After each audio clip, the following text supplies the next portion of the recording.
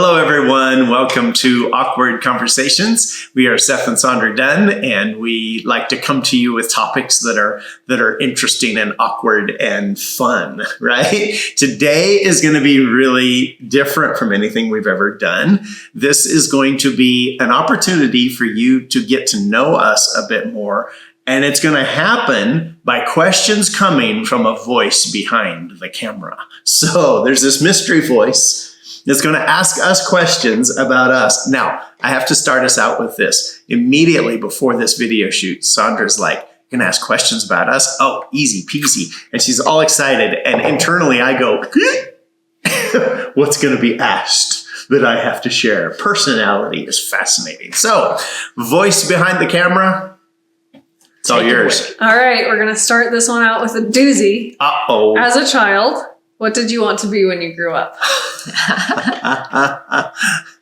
You're looking at me because you want me to go first? I don't care. I was seeing if you were ready or if you needed time. Well, He probably needs time. you go ahead. Okay. As a child, my dream was to be a singer and a minister and tell stories. So my example, I wanted to be just like 3 in 1. And dear Jesus, please let any of them come across this. It was 2 brothers and a sister, and they would travel and sing and tell stories, and they would write these songs on stories from their lives. And like, they were my inspiration. They were the first, probably only like example I had of somebody. As a kid, we would travel. We were kind of like roadies and go to wherever they were. And mind you, this is in little tiny Kansas and little towns across Kansas, whatever. But we would go to wherever they were going to be. And I would walk in and they would be like, "Saundra," and they'd give me a big hug. And like, as a kid, that made such a huge impact.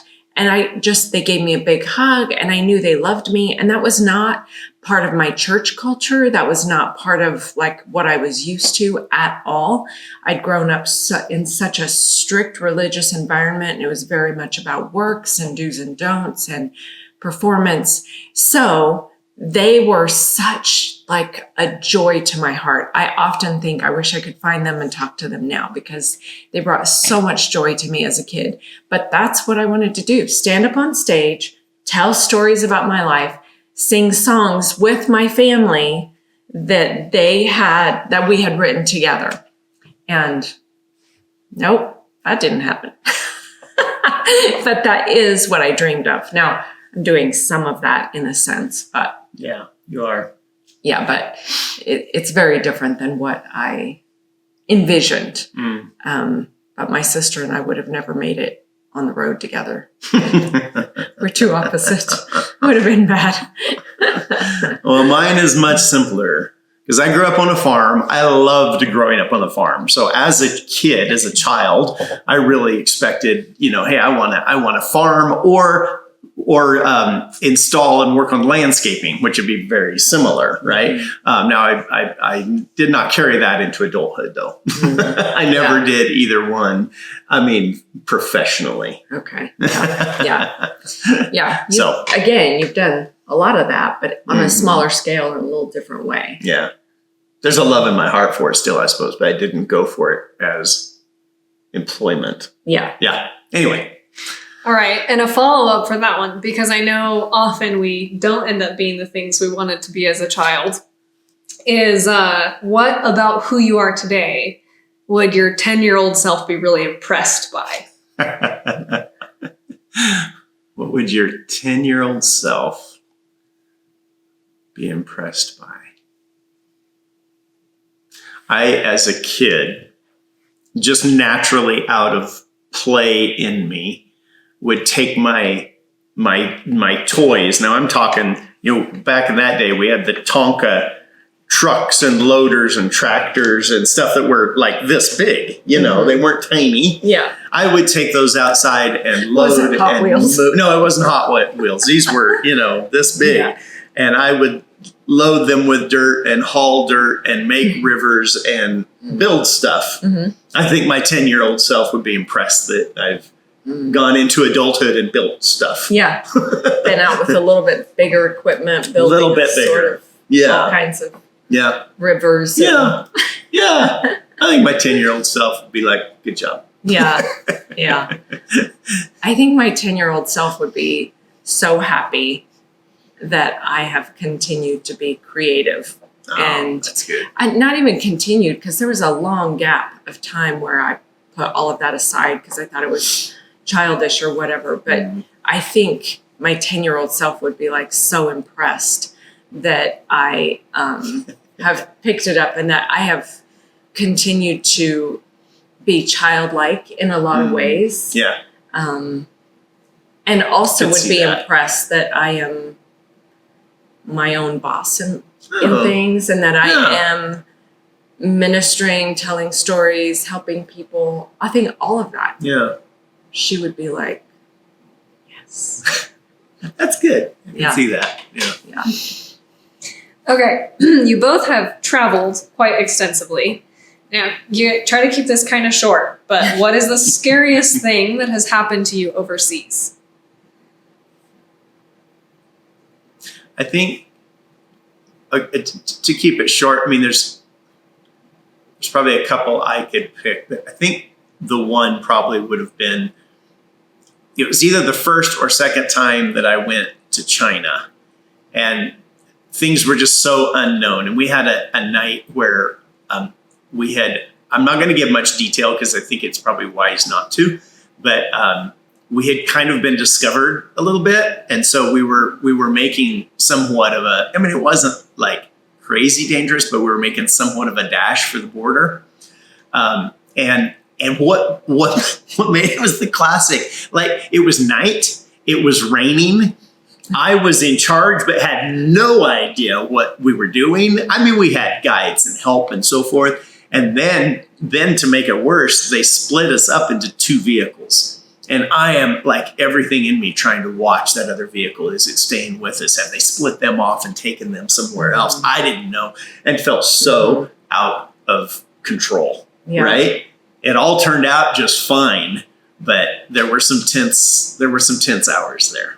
Yeah. Yeah. It's interesting. I think the times I've been the most scared in my life have been in the States, interestingly enough. That is interesting. Yeah. But overseas, we had, I'm just thinking through, we had a bomb scare in Ireland. Yeah, that was We legit. had a knife fight on a ferry. Yeah, Ireland, right? There was something As else well. I was thinking about that. France, I remember just being on the train and we'd had a conductor just yelling at us, sending us from one end of the train to the other. I don't know. It seemed like he didn't like us because we were American, which fair. But I think he was just messing with us. But I remember like I was standing in the bathroom going, okay, like we had a moment to sit, and I went to the bathroom and it was a moment of just like, are we okay?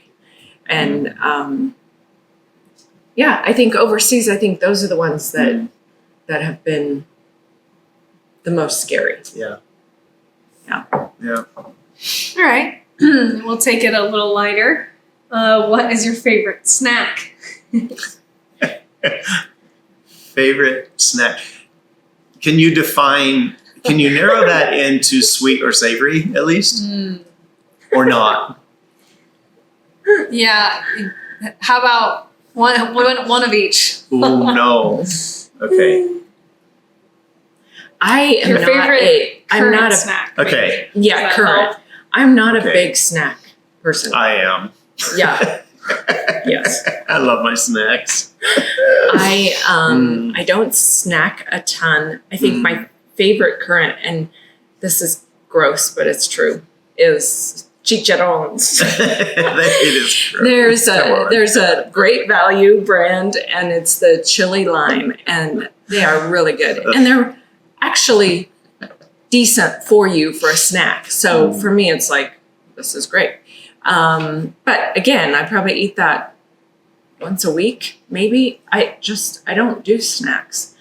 And then sweet, a cookie, an Oreo, I mean, a chocolate chip cookie, an Oreo, or right now I've been eating maybe a chocolate caramel a day, a homemade chocolate caramel. It's my grandma's recipe.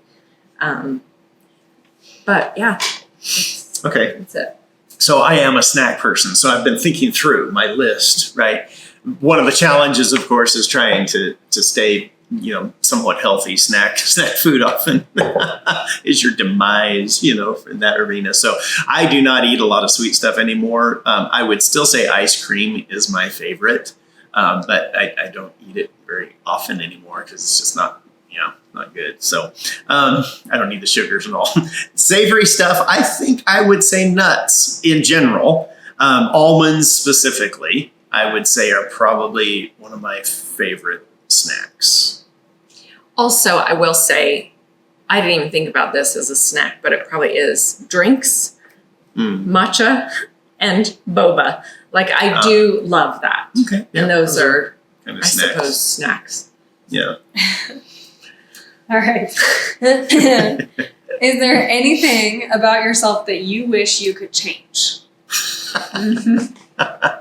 Are we talking Yeah. emotional, mental, physical? You can pick. What do you want to share? Can that be a yes or no answer? No. The follow-up question is what? So choose what you're willing to be vulnerable with. I would like to change physically. I would like to change. I wish I had nice, thick hair.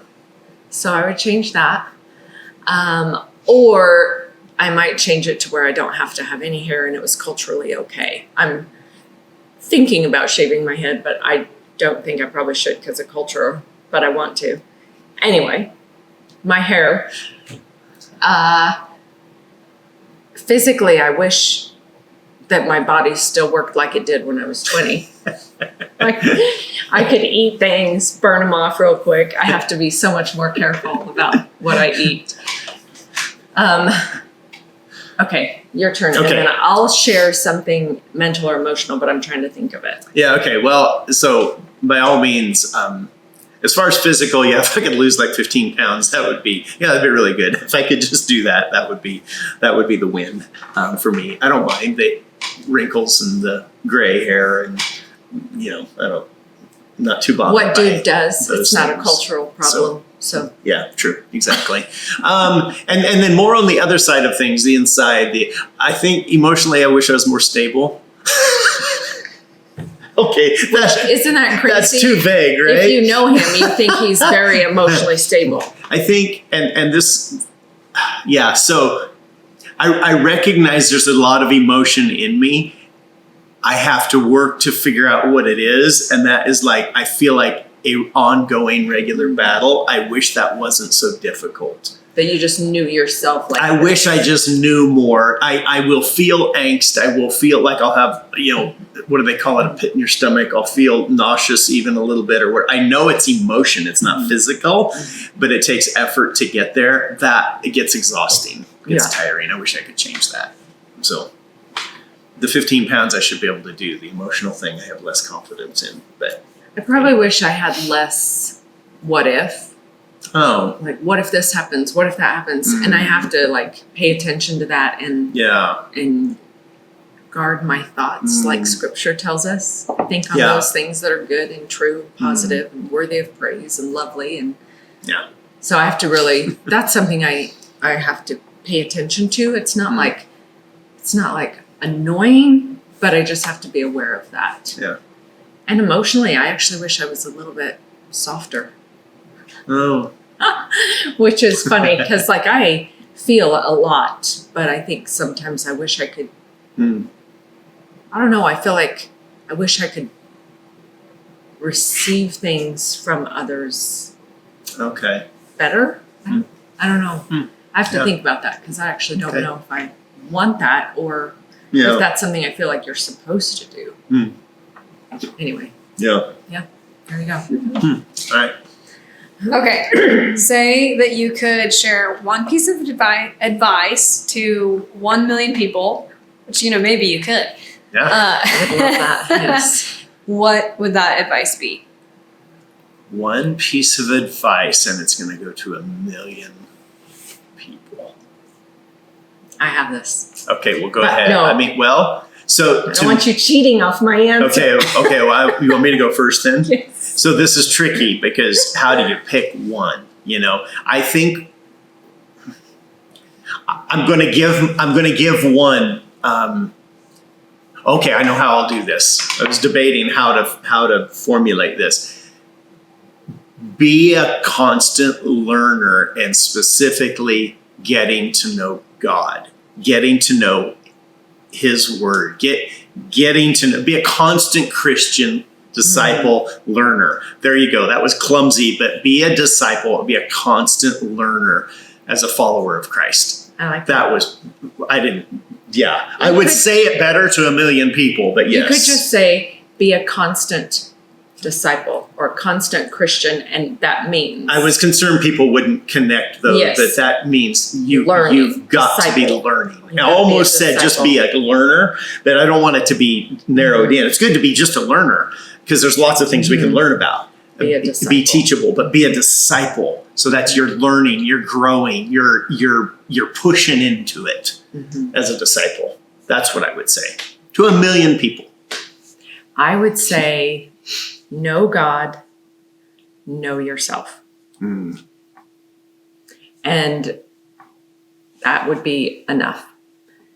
And if people diagnose that, they would understand what is behind it. Like, if you will know God, love God, if you will know yourself,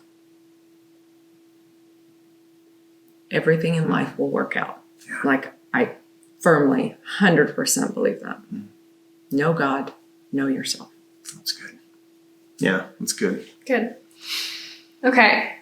Describe your favorite part of your relationship with God. I love that He's personal, that He speaks my language, that He's talking to me. And most of the time I feel like, I think people get confused and they expect a voice out here and a voice that sounds like so-and-so or such and such. And I think for me, I love that He speaks my language so much so that a lot of times we think it's just, I just thought that. And I think a lot of times that's actually God in us because He speaks our language. And I love that He's personal, that He absolutely knows me, every single part of me, better than anybody else, even better than me, and that He reveals Himself that way to me, and He speaks my language and He talks to me, and it's a relationship. I love that. It's really good. Yeah. Mine would kind of fit with that in that I'm so thankful that there's no fear. There's no fear in my relationship with Him. And that would come back to the fact that I know He loves me no matter what. And so I don't ever have to fear Him. He's always got my best interest. He's always got my back, so to speak. He's always willing to give me what I need, which is sometimes firm and sometimes, direct and to the point, but it's always from love. There's no fear in it. And man, life does not present a lot of opportunities for there to be no fear, no concern. And with Him, there is none. It's awesome. Yeah. Okay, this one might be a little tough, so if you need a second, that's okay. Tell me your life story in one sentence.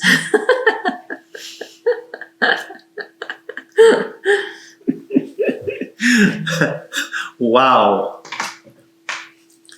Life story in one This can be sentence. like a Paul sentence, because he could go on for a while. Right? Wow. It's a good one. It is a good one. One that I will probably ponder beyond this video. And then I wish I said that. Oh, that's good. I wish I said that. Right. I would say